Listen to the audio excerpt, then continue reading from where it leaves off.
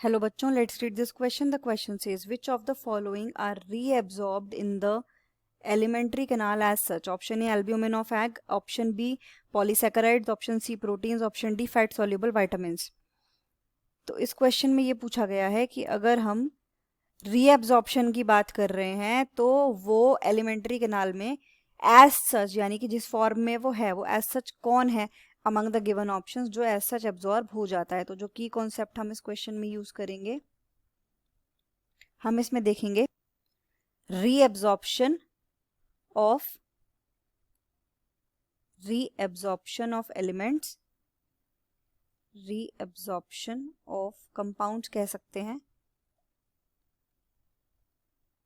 Compounds in alimentary canal, right. तो अगर हम इस प्रोसेस की बात कर रहे हैं reabsorption of the compounds in the alimentary canal, तो हमारे पास जो मेन मटेरियल्स होते हैं वो होते हैं हमारे प्रोटीन्स, कार्बोहाइड्रेट्स और फैट्स। तो जो प्रोटीन्स होते हैं ये हमारे ब्रेकडाउन होते हैं किसमें? अमाइनो एसिड्स में। प्रोटीन्स बेसिकली पॉलीपेप्टाइड्स होते हैं जो कि डाइपेप्टाइड्स में टूटते हैं और उसके बाद फिर फर्दर अमाइनो एसिड्स में टूटते हैं।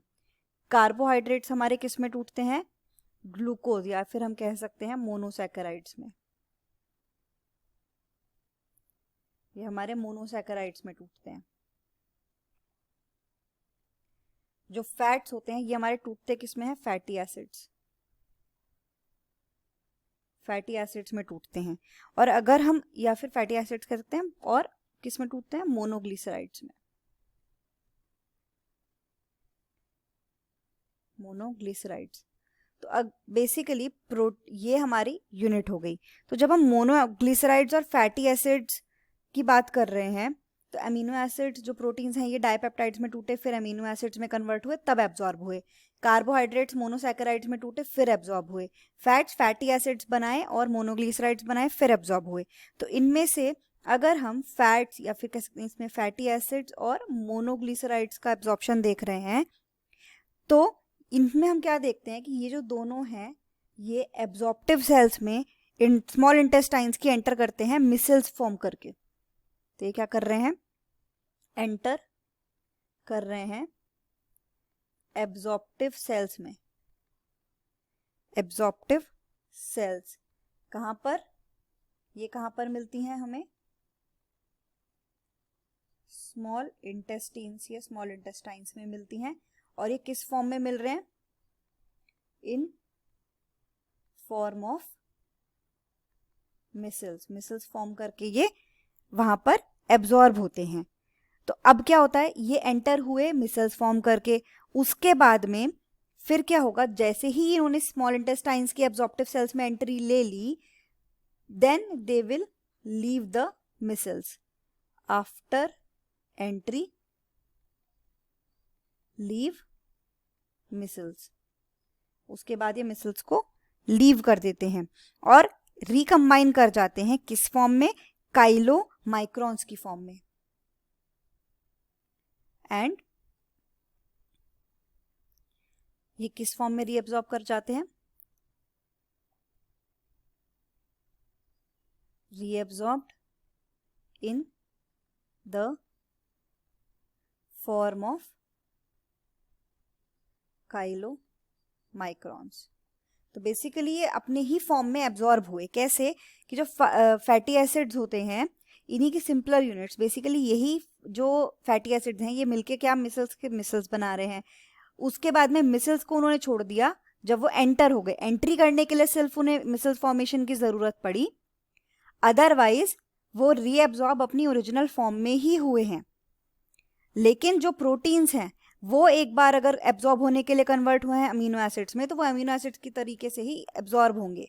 वो प्रोटीन्स जो अपने पेप्टाइड फॉर्म में थे उसमें एब्जॉर्ब नहीं हुए। कार्बोहाइड्रेट्स अपनी मोनो यूनिट में आए, वो ग्लूकोज के फॉर्मेट में आए, देन वो एब्जॉर्ब हुए, रीएब्जॉर्ब हुए।